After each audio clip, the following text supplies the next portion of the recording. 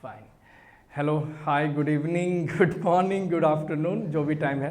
सो well अपनी अज दी जो अपनी लास्ट क्लास है अज के दिन की, लेकिन क्लास जो है बहुत ही ज़्यादा इंपॉर्टेंट है। ऑफकोर्स मैं गल कर रहा इंग्लिश लैंग्वेज की। ना इंग्लिश लैंग्वेज के बारे अपन बहुत काफ़ी डर रहा भी नहीं सर इंग्लिश नहीं आती, बिकॉज वकैब के वर्ड्स नहीं आते, ग्रामर नहीं आती। और इंग्लिश जी है अजकल इंटरनेशनल लैंग्वेज है। कोई भी पेपर है, चाहे पंजाब पुलिस का एग्जाम है, चाहे SSC है, बैंकिंग है, कोई भी एग्जाम है वो इंग्लिश तो आनी आनी है।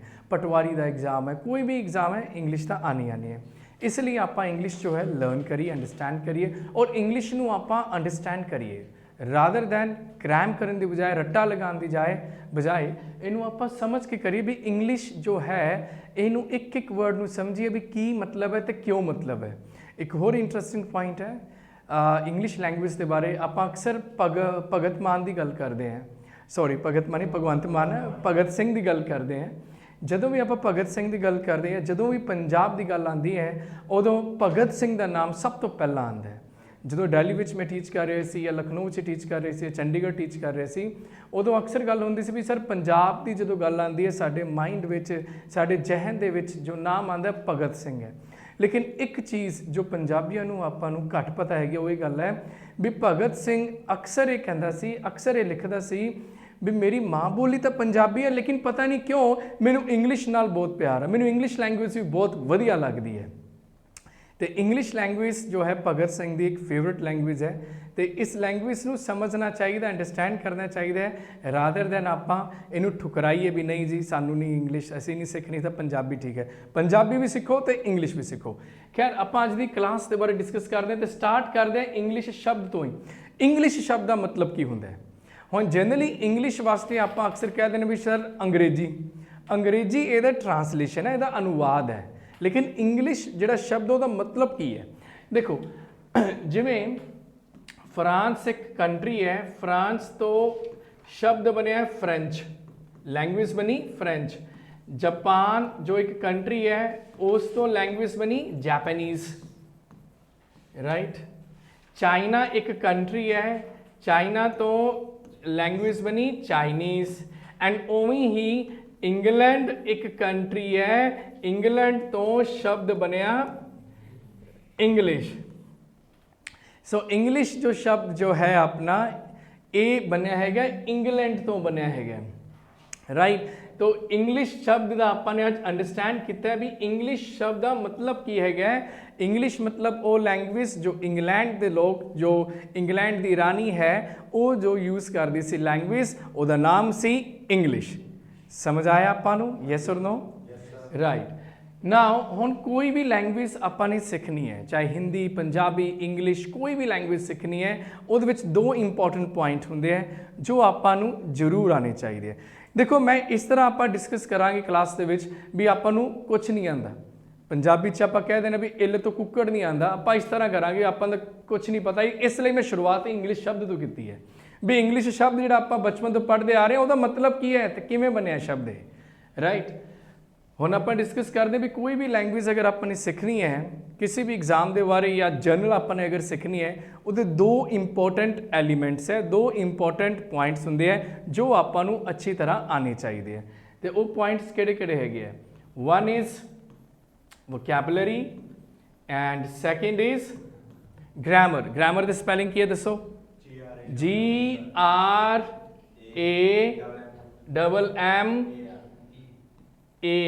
Not ER। ग्रामर की स्पैलिंग GRAMAR है। जनरली आप ER बोल दें जब कोई गलत है। सो वोकैबुलरी एंड ग्रामर आपू बहुत अच्छे ढंग के नाल आनी चाहिए है ना। हुण इत्थे अपना पॉइंट ये है भी वोकैबुलरी जिहड़ी हैगी है उसका मतलब की है।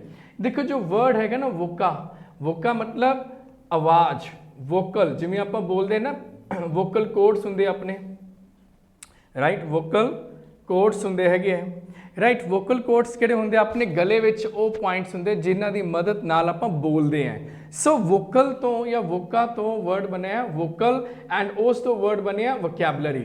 सो वोकैबुलरी मतलब एक वो शब्द है या वो शब्द जो आपां उच्चारण करते हैं, जो बोलते हैं, उन्हां शब्दां दे ज्ञान नूं वोकैबुलरी कहने हैं।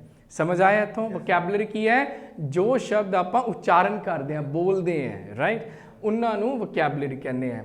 ਗ੍ਰਾਮਰ ਕੀ ਹੈ? ਗ੍ਰਾਮਰ ਆਫ ਕੋਰਸ ਨਿਯਮ ਹੈ, ਕੁਝ ਸੈਟ ਆਫ ਰੂਲਸ ਹੈ ਜੋ ਆਪਾਂ ਫੋਲੋ ਕਰਦੇ ਹਾਂ ਜੋ ਕਿ ਲੈਂਗੁਏਜ ਨੂੰ ਸਮਝਣ ਵਾਸਤੇ ਆਸਾਨ ਹੋਵੇ। ਹੁਣ ਦੇਖੋ ਜਿਵੇਂ ਆਪਾਂ ਨੇ ਡਿਸਕਸ ਕੀਤਾ, ਨੋਟ ਕੋਈ ਗੱਲ ਨਹੀਂ ਕਰਨਾ। ਹੁਣ ਦੇਖੋ ਇੰਪੋਰਟੈਂਟ ਪੁਆਇੰਟ ਵੀ ਇੰਗਲਿਸ਼ ਲੈਂਗੁਏਜ ਵਿੱਚ ਜੋ ਵੋਕੈਬਲਰੀ ਬਣੀ ਹੈ ਉਹ ਕਿਸ ਤਰ੍ਹਾਂ ਬਣੀ ਹੈ। ਹੁਣੇ ਇਹਲੇ ਮਹੀਨੇ ਭਾਰਤ ਸਰਕਾਰ ਨੇ ਇੱਕ ਵਰਡ ਜਾਂ ਇੱਕ ਬਜਟ ਪੇਸ਼ ਕੀਤਾ 2023-2024 ਦਾ ਬਜਟ ਪੇਸ਼ ਕੀਤਾ। ਹੁਣ ਬਜਟ ਸ਼ਬਦ ਦਾ ਮਤਲਬ ਕੀ ਹੈ? ਬਜਟ ਆਪਾਂ ਬਚਪਨ ਤੋਂ ਸੁਣਦੇ ਆ ਰਹੇ ਹਾਂ ਵੀ ਹਾਂਜੀ ਅੱਜ ਬਜਟ ਪੇਸ਼ ਹੋਇਆ ਇਹਦੇ ਵਿੱਚ ਇਹ ਚੀਜ਼ ਮਹਿੰਗੀ ਹੋਈ, ਇਹ ਚੀਜ਼ ਸਸਤੀ ਹੋਈ, but the point is what is budget? Budget ਦਾ ਮਤਲਬ ਕੀ ਹੈ? ਕੁਛ ਆਈਡੀਆ?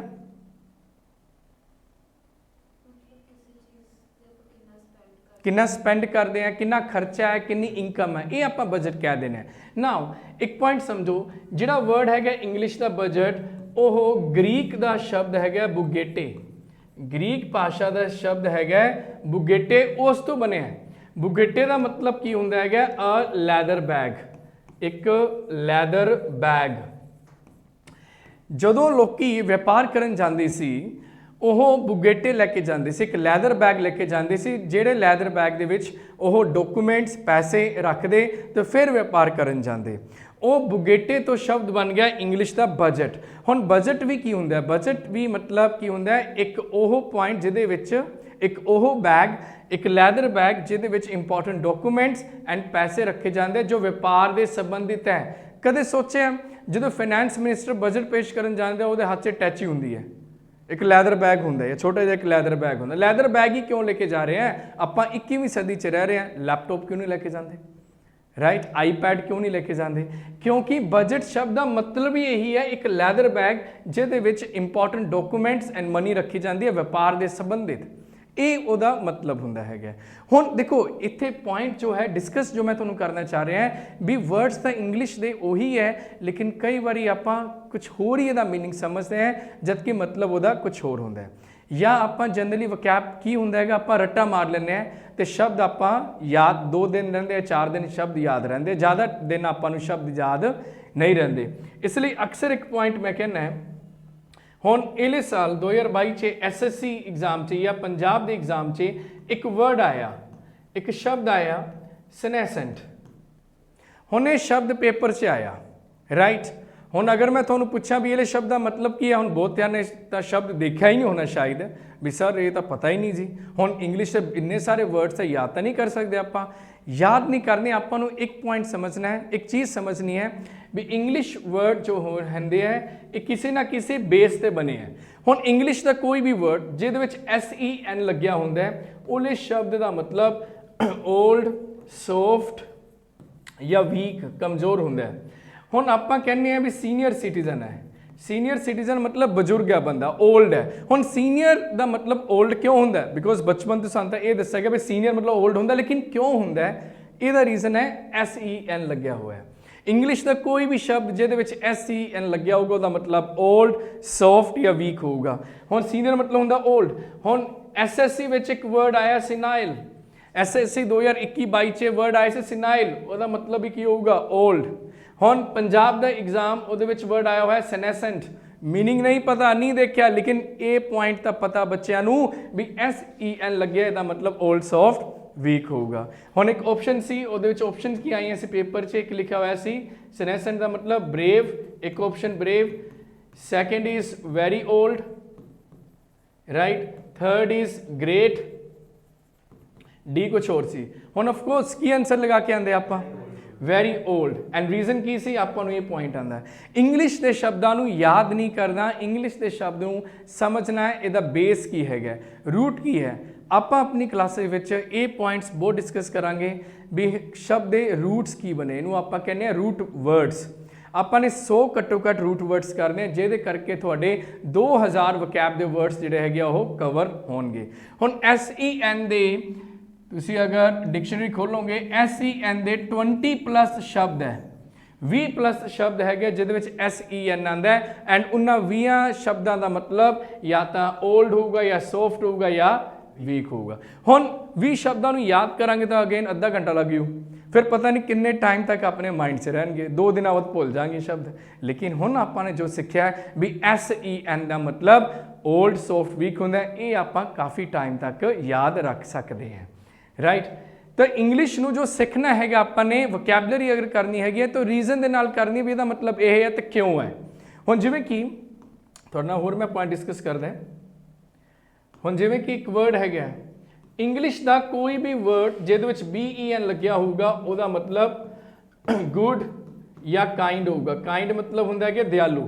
इंग्लिश का कोई भी शब्द जिहदे विच BEN लग्या उहदा मतलब गुड या काइंड होगा। हुणे हुणे एग्जाम दे विच इहले साल ही एक पेपर होया, उहदे विच एक वर्ड आया बिनाइन। बिनाइन की हो गया? गुड। क्यों हो गया? बिकॉज BEN लग्या है, इसलिए इसका मतलब की होंदा गुड या काइंड। बिनाइन मतलब होंदा है दयालु, काइंड। एक वर्ड लिखिया आपां ने बेनीफिट, भी बंदे ने एक बिजनेस किया तो उन्होंने बेनीफिट होया। हुण बेनीफिट होया उहदे नाल चंगा होया या बुरा होया? चंगा होया उहदे नाल कि गुड होया या बैड होया? बेनीफिट का मतलब गुड हुंदा कि बैड हुंदा? क्यों हुंदा? बिकॉज इहदे विच BEN लग्या होया। बेंच, आपां कहने वर्ड बेंच है जी, हुण बेंच मतलब BEN आ गया बेंच विच। बेंच भी एक्चुअली एक वो चीज़ है जो आपां नूं रिलैक्सेशन दिंदी है, जो आपां नूं रेस्ट दिंदी है, चंगी चीज़ है। थके हार होंगे हैं तो उहदे विच बैठते हैं, उहदे उपर आपां नूं रेस्ट मिलता है, इसलिए शब्द बनया बेंच और BEN तो वर्ड बनया है। इंग्लिश लैंग्वेज विच बहुत बारी आया हुआ शब्द बेनोवलेंट। हुण बेनोवलेंट मतलब भी की होगा? गुड होगा या बैड होगा? क्यों होगा? बिकॉज ये BEN लग्या होया है। सो पॉइंट मेन ये है भी BEN दे 30+ वर्ड्स है मिनीमम। हुण उन 30 वर्ड्स नूं आपां याद करांगे या सिंपल ये समझांगे भी BEN का मतलब गुड एंड काइंड होंदा है, इसलिए सिंपल बस ये पॉइंट याद रख लिया। SEN का आपां ने किता कि हुणे क्यों नहीं किता? SEN की होंदा है ओल्ड सॉफ्ट वीक। समझ आ रहा है कि नहीं आ रहा है? यस और नो? हुण मैं कोई भी वर्ड लिखदा BEN का, वर्ड है बेनीफिशियरी। बेनीफिशियरी मतलब ਇਹਦਾ गुड होगा या बैड होगा? क्यों होगा? बिकॉज BEN है, दैट्स ऑल।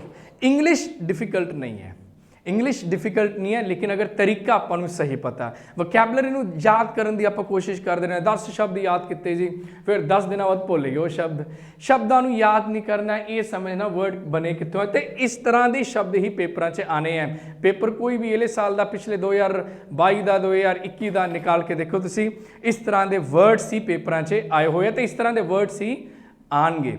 हुण वोकैबलरी देखो इस तरह करांगे। अज की क्लास अपनी इंग्लिश की इंट्रोडक्शन क्लास है, मतलब इंट्रोडक्टरी क्लास है। ये मैं कुछ टॉपिक वगैरह पिक नहीं करूँगा एंड डिटेल च नहीं जाऊँगा। अज सिंपल मैं पॉइंट डिस्कस कर रहा भी इंग्लिश वोकैबलरी जो आप करांगे किमें करांगे आप, राइट। हुण आपां जिहड़े पेपर की तैयारी कर रहे हैं, चाहे वो पंजाब पटवारी है, चाहे पंजाब कॉन्स्टेबल है, SSC कोई भी एग्जाम है, उहदे विच वोकैबलरी भी आती है, इस तरह के वर्ड्स भी आते हैं एंड फिर आते ईडियम्स एंड फ्रेजिज। की आती है? ईडियम्स या फ्रेजिज। उन्होंने की कहने आप ईडियम्स नूं मुहावरे। ईडियम्स नूं आपां की कहने हैं? मुहावरे। पंजाबी विच की कहने ईडियम्स नूं? मुहावरे। देखो 2-3 आपां नूं ईडियम्स आती है, 2-4 आपां नूं वर्ड्स आते हैं जिहदे विच सिनोनिम सेम वर्ड्स दसो जी, एंटोनिम्स दे ऑपोजिट वर्ड दसो जी, ये चीज़ आती है। हुण ईडियम्स भी देखो की पॉइंट हुंदा है, ईडियम्स भी वो हुंदियां फ्रेजिज हुंदियां जो बनिया है, लेकिन उन्होंने मीनिंग की है तो वह रीजन भी होंगे। अगर ईडियम कोई भी बनी है वो पिछे कोई ना कोई हिस्टोरिकल वह रीजन होंगे। हुण एक एग्जाम्पल देना मैं, एक ईडियम है to kick the bucket, to kick the bucket. हुण ईडियम होंगी है भी अगर तो आप एक एक शब्द देखिए तो मीनिंग कुछ होर बनता है, लेकिन आप कंप्लीट इडियोमैटिकली देखिए इसका मतलब मुहावरे की तरफ देखिए तो यदा मतलब कुछ और बनता है। हुण जिवें कि to kick the bucket, bucket की होंगी है? बाल्टी। हुण इसदा मतलब कोई बाल्टी नूं लत्त मारनी, ये की ईडियम बनी, की मुहावरा बनया? बाल्टी नूं लत्त मारनी, कोई सेंस नहीं बनती। लेकिन टू किक द बकेट का मतलब जो ईडियम है इसका मतलब होंदा है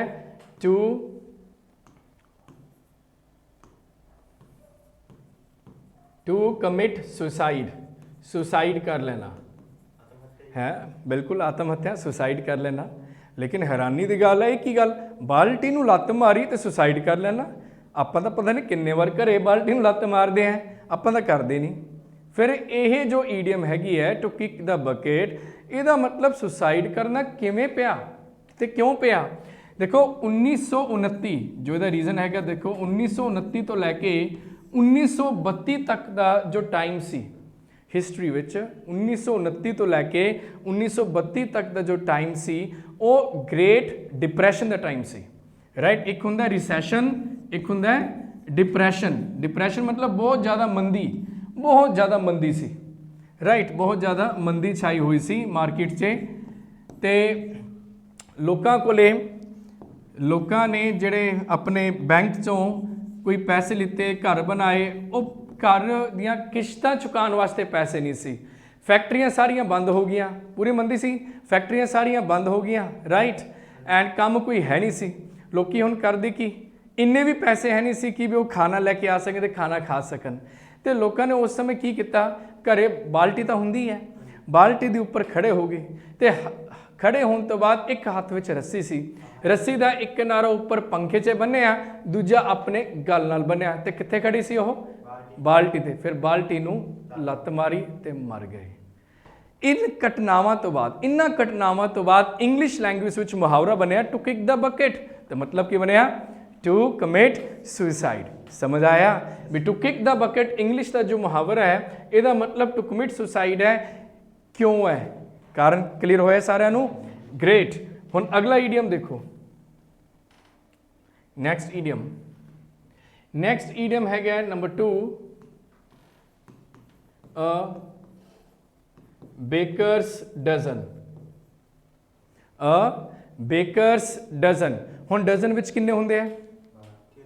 ਡਜ਼ਨ ਵਿੱਚ ਕਿੰਨੇ ਹੁੰਦੇ ਆ? ਡਜ਼ਨ ਵਿੱਚ 12।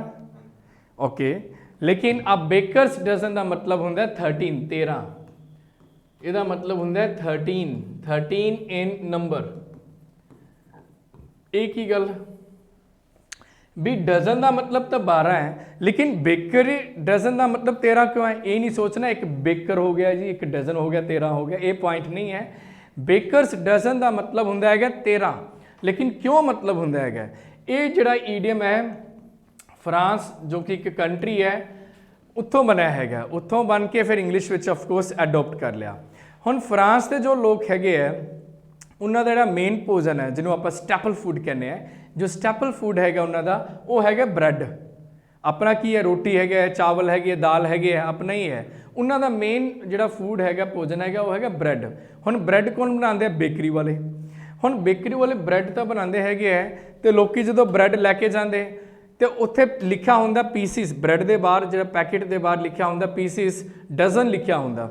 ਲੇਕਿਨ ਜਦੋਂ ਉਹ ਖੋਲ੍ਹਦੇ ਪੈਕੇਟ ਤੇ ਕਿੰਨੇ ਨਿਕਲਦੇ ਪੀਸਿਸ? 7 ਨਿਕਲੇ, 8 ਨਿਕਲੇ, 9 ਨਿਕਲੇ ਵੱਧ ਤੋਂ ਵੱਧ।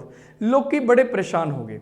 ਉਹਨਾਂ ਨੇ ਆਪਣੇ ਰਾਜਾ ਨੂੰ ਕਿਹਾ ਵੀ ਰਾਜਾ, ਵੀ ਸਾਡਾ ਤਾਂ ਯਾਰ ਸੋਸ਼ਲੀ ਨਾ ਜਾਂ ਇਕਨੋਮਿਕਲੀ ਵੀ ਸ਼ੋਸ਼ਣ ਹੋ ਰਿਹਾ ਹੈ, ਵੀ ਅਸੀਂ ਪੈਸੇ ਤਾਂ 12 ਦੇ ਦਿੰਦੇ ਆ, ਪੈਕੇਟ ਦੇ ਉੱਪਰ ਲਿਖਿਆ ਹੋਇਆ ਜਿਹੜੇ ਬ੍ਰੈਡ ਦੇ ਪੀਸਿਸ ਹੈ, ਸਲਾਈਸਿਸ ਹੈ, ਉਹ 12 ਹੈ, ਡਜ਼ਨ ਹੈ, ਅਸੀਂ ਪੈਸੇ ਪੂਰੇ ਦਿੰਦੇ ਆ। ਲੇਕਿਨ ਜਦੋਂ ਅਸੀਂ ਪੈਕੇਟ ਖੋਲ੍ਹਦੇ ਆ, ਉੱਥੇ ਜਿਹੜੇ ਪੀਸਿਸ ਨਿਕਲਦੇ ਆ, 7 ਨਿਕਲਦੇ, 8 ਨਿਕਲਦੇ ਆ। ਤਾਂ ਮਿਨਿਸਟਰ ਨੇ ਕੀ ਕਿਹਾ ਕਿ ਇਨਕੁਆਇਰੀ ਬਿਠਾਈ, ਵੀ ਜਿੰਨੇ ਵੀ ਬੇਕਰੀ ਵਾਲੇ ਹੈਗੇ ਉਹਨਾਂ ਸਾਰਿਆਂ ਤੋਂ ਬ੍ਰੈਡ ਮੰਗਵਾਏ, ਤੇ ਉਹ ਬ੍ਰੈਡ ਜਿਹੜਾ ਹੈਗਾ ਇੱਕ ਇੱਕ ਕਰਕੇ ਖੋਲ੍ਹਿਆ, ਤੇ ਜਿੰਨੇ ਵੀ ਬੇਕਰੀ ਵਾਲੇ ਸੀ, ਜਿੰਨੇ ਵੀ ਬ੍ਰੈਡ ਦੇ ਪੈਕੇਟ ਸੀ, ਸਾਰਿਆਂ 'ਚ 7, 8, 9 ਬਸ ਇਹਨੇ ਨਿਕਲੇ। ਤੇ ਰਾਜਾ ਨੂੰ ਆਇਆ ਬੜਾ ਗੁੱਸਾ, ਤੇ ਉਦੋਂ ਰਾਜਾ ਨੇ ਇੱਕ ਹੁਕਮ ਜਾਰੀ ਕੀਤਾ ਵੀ ਹੁਣ ਕੱਲ੍ਹ ਤੋਂ ਕੋਈ ਵੀ ਬੇਕਰੀ ਵਾਲਾ ਜਿਹਨੇ ਡਜ਼ਨ ਲਿਖਿਆ ਹੋਇਆ ਹੈ, ਅਗਰ ਪੀਸਿਸ ਡਜ਼ਨ ਨਹੀਂ ਨਿਕਲੇ ਤਾਂ 5 ਲੱਖ ਜੁਰਮਾਨਾ ਤੇ 10 ਸਾਲ ਦੀ ਕੈਦ, ਤੇ ਲਾਇਸੈਂਸ ਉਹਦਾ ਰੱਦ ਹੋ ਜਾਊਗਾ। ਸਾਰੇ ਬੇਕਰੀ ਵਾਲੇ ਡਰ ਗਏ। ਉਹ ਕਹਿੰਦੇ, ਬੇਕਰੀ ਵਾਲੇ ਡਰ ਗਏ ਤੇ ਆਪਣੇ ਇੰਪਲੋਈਜ਼ ਨੂੰ ਕਹਿੰਦੇ ਬੇਕਰੀ ਵਾਲੇ ਵੀ ਦੇਖੋ, ਜਿੱਥੇ ਆਪਾਂ ਨੇ ਡਜ਼ਨ ਲਿਖਿਆ ਨਾ, ਉੱਥੇ ਇੱਕ ਵੱਧ ਪਾ ਦਿਓ, ਘਟਣਾ ਨਹੀਂ ਚਾਹੀਦਾ, ਇੱਕ ਵੱਧ ਪਾ ਦਿਓ, ਕੋਈ ਗੱਲ ਨਹੀਂ ਹੈ, ਇੰਨੀ ਸਖਤ ਸਜ਼ਾ ਹੈਗੀ ਹੈ। ਓਲੇ ਘਟਨਾ ਤੋਂ ਬਾਅਦ, ਓਲੇ ਦਿਨ ਤੋਂ ਬਾਅਦ ਇੰਗਲਿਸ਼ ਵਿੱਚ ਇੱਕ ਮੁਹਾਵਰਾ ਬਣ ਗਿਆ ਅ ਬੇਕਰਸ ਡਜ਼ਨ, ਜਿਹਦਾ ਮਤਲਬ ਹੁੰਦਾ ਹੈਗਾ 13 ਇਨ ਨੰਬਰ, 13। समझ आया? देखो इंग्लिश एक बहुत इंटरेस्टिंग लैंग्वेज है, अगर आप अंडरस्टैंड करिए, समझिए। अदरवाइज रट्टा लगाइए तो कदे बोरिंग लगती है बहुत ज़्यादा। अगर आप रीजन के नाल करिए ਇਹਦਾ मतलब ये है, तो क्यों है ਇਹਦਾ मतलब, तो बहुत ही अच्छी लैंग्वेज है, ब्यूटीफुल लैंग्वेज है। हुण एक मैं पॉइंट डिस्कस होर कर दें। नैक्सट अपना एक ईडियम है अकलीस हील। अकलीस हील ਇਹਦਾ मतलब ਕੀ ਹੁੰਦਾ ਹੈ? ਇਹਦਾ मतलब ਹੁੰਦਾ ਹੈ द वीकेस्ट पॉइंट। बहुत ही इंपॉर्टेंट ईडियम है, बहुत ही ज़्यादा इंपॉर्टेंट ईडियम है अकलीस हील। हुण अकलीस हील द वीकेस्ट पॉइंट है, ये ईडियम बनया किवें ते इन्ना इंपॉर्टेंट क्यों है? देखो अपनी इंडिया विच पूरा एक विश्व युद्ध होया सी जिन्हों कहते हैं महाभारत। अपने इंडिया च किहड़ा युद्ध होया सी? महाभारत। उवें ही वैसटर्न कंट्री जिहड़े पश्चिम के जिहड़े देश है उन्हां विच भी एक युद्ध होया सी। उहदे युद्ध का नाम सी द ट्रॉय। मूवी भी बनी हुई है इंग्लिश की, द ट्रॉय बनी हुई है, अगर तुम शायद देखो ब्रैड पिट हो सी, राइट, अकली बनया सी Brad Pitt. Now the Troy movie च की दिखाया गया है भी एक योद्धा हुंदा जिहदा नाम हुंदा अकली। अकली एक योद्धा है तो अकली कला ही जदों युद्ध करी जांदा, लड़ाई करी जांदा, कला ही हंड्रड्स एंड हंड्रड्स तो 100 ਦੇ 100 लोगों को मारी जाता है। ये आप नहीं मरदा, एक तीर ये चैसट में लगता, छाती ते लगता, तीर कढ़दा तोड़दा तीर नूं ते अगे वध जांदा, ये मरदा ही नहीं है। लेकिन कारण की सी? कारण की सी? मरदा क्यों नहीं सी? जदों अकली का जन्म होने वाला सी, अकली की मां नूं वरदान मिलिया सी, ब्लैसिंग मिली सी भी जदों बच्चे का जन्म होगा तेरे तो नाल दी नाल बच्चे नूं नदी कोले लै जी, जिहड़ा नदी नज़दीक नदी सी उत्थे उत्थे बच्चे नूं नहला लाई, तो जिमें बच्चे नूं नहलाएंगी वो बच्चा इन्ना स्ट्रोंग हो जाऊगा जिमें कि पत्थर होवे तो मरना नहीं है फिर वो। तो जिमें ही अकली का जन्म होया इहदी मां उन्हें लै गई नदी कोले, तो हुण छोटा बच्चा है, हुणे हुणे जन्म होया, बच्चे नूं पकड़ लिया एडी तो, हील क्यों दी गई है? एडी, राइट, एडी तो पकड़ लिया, गिट्टे तो पकड़ लिया बच्चे ने तो आए डुबकी लगाई, ठीक है, नदी विच आए डुबकी लगाई तो आए बाहर निकाल लिया, तो की होया? बाकी जगह का पानी लग गया लेकिन हील जिथे एडी नाल पकड़िया सी, उत्थों पकड़िया सी, उत्थे हील से पानी नहीं लग्या, बाकी सारा शरीर तो इहदा पत्थर वर्गा हो गया, लेकिन जिहड़े हील सी वह आम लोकां वांगू जिवें अपनी हील है उवें ही रही। अकली ने मरना नहीं सी युद्ध विच, लेकिन एक तीर उहदे हील च आके लग्या तो वह मर गया। इस घटना तो बाद इंग्लिश विच एक मुहावरा बन गया अकलीज हील, मतलब द वीकेस्ट पॉइंट, सब तो कमज़ोर कड़ी। तो ये जिहड़ा ईडियम है पंजाब एग्जाम च बहुत बारी आ चुका है, तुसीं गूगल करोगे तो मिलूगा है, राइट, SBI PO च आ चुके हैं, SSC विच आ चुके हैं।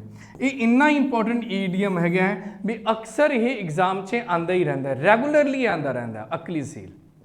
सो अपना जो क्लास में मैं जो डिस्कस किया या थोनू क्या भी वोकैबलरी जो करनी है किस तरह करनी है, समझ के करनी है भी मतलब की है तो क्यों है, रट्टा नहीं लगाना, उन्होंने अंडरस्टैंड करना है। ईडियम्स जो आप करांगे वो इस तरह ही करांगे, उसकी स्टोरी की है, कारण की है। बेकर डजन नू अगर आप 13 नंबर कहने तो क्यों कहने हैं? टू किक द बकेट का मतलब टू कमिट सुसाइड हुंदा है, तो क्यों हुंदा है, राइट। अकलीज हील का मतलब द वीकेस्ट पॉइंट हुंदा है, क्यों हुंदा है, रीजन नू समझो। एंड ऑफ कोर्स दिल्ली जाओ, मुंबई जाओ, किते भी जाओ, जो आप लर्न कर रहे हैं किते भी कोई भी बंदा आपको चैलेंज ना कर सके, सिर्फ रट्टा नहीं, प्रॉपर नॉलेज, प्रॉपर ज्ञान वो आप लीए। तो हुण आप नैक्सट जो अपनी क्लास होगी वो डिस्कस करांगे आप बेसिक्स ऑफ ग्रामर। अज आपने थोड़ा बहुत डिस्कस किया वोकैबलरी के बारे भी, वोकैब के वर्ड्स किवें करांगे, ईडियम्स के बारे ईडियम्स आप किवें करांगे। हुण कल जो अपनी क्लास रहेगी introduction of English grammar, English grammar के बारे डिस्कस करांगे। बहुत ही इंपॉर्टेंट क्लास है, नो डाउट, बहुत ही इस तरह के पॉइंट्स है कदे अपने शायद ध्यान ही ना दिता होए, राइट, ग्रामर के, तो काफ़ी क्वेश्चन जोड़े है काफ़ी वो भी कवर होंगे। तो 2 इंट्रोडक्टरी क्लासेस तो बाद अपना फिर इंग्लिश का टॉपिक स्टार्ट हो जाएंगे, नाउंस करांगे, डेली वोकैबलरी करांगे, ये आप रेगूलरली करते रहेंगे। सो अज वास्ते कोई डाउट, कोई प्रश्न थोड़ा? No, fine, enough for the day, enough for the day, right. Take care, bye bye.